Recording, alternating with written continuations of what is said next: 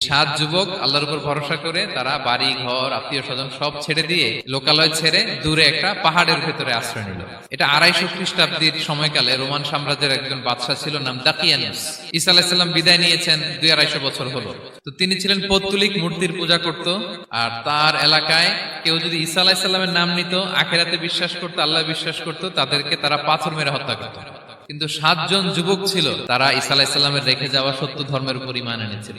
তো তারা বলল, আমরা ঈমান বিসর্জন দিব না, যদি আমরা ওদের কথা মেনে নিই আমরা তো মুশরিক হয়ে গেলাম, চলো আমরা এক কাজ করি, আমরা এলাকা ছেড়ে দিই।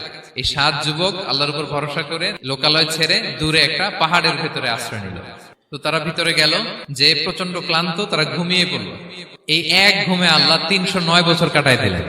309 বছরের ব্যবধানে এই এলাকার সবাই মুসলিম হয়ে গেছে। তারা যে স্বপ্ন দেখেছিল এই ইফসিস নগরীতে কালিমার পতাকা উঠবে, তাদের স্বপ্ন আল্লাহ বাস্তবায়ন করেছেন। তো ঘুম থেকে উঠছে, এখন খুব ক্ষুধা। একজনকে তারা বলল যে লুকায় লুকায় চাদর মুড়ি দিয়ে কিছু রুটি নিয়ে আসো বাজার থেকে, যাতে তোমাকে না চিনে। তো সে যে যখন দোকানদারের কাছ থেকে রুটি নিয়েছে আর মুদ্রা দিছে, দোকানদার বলে এই মুদ্রা কোত্থেকে আসলো? তো রুটিওয়ালা বলে, তুমি বর্তমান সময়ের মুদ্রা দাও, এটা দিচ্ছ কেন? বলতে সেটা তো বর্তমান সময়ের মুদ্রা। পরে তাকে ধরে ওই সময়কার রাজার কাছে নিয়ে গেছে। তো এটা মিলানোর জন্য তারা 309 বছর আগের দাকিয়ানুস বাদশার সরকারি যে নথিপত্র, ওই পুরাতন ছিঁড়া নথিপত্র তারা বের করলো। বের করে দেখে ঠিকই দাকিয়ানুস নামে এক বাদশা ছিল, আর অনেক শত শত বছর আগে মোস্ট ওয়ান্টেড 7 জন যুবক ছিল, যাদের ব্যাপারে এক্সিকিউশনের অর্ডার ছিল।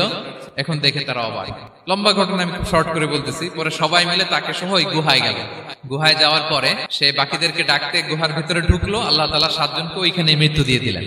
আর এলাকাবাসী রাজা সহ ওইখানে তারা একটা মসজিদ নির্মাণ করলো। This is the story of আসহাবে কাহাফ।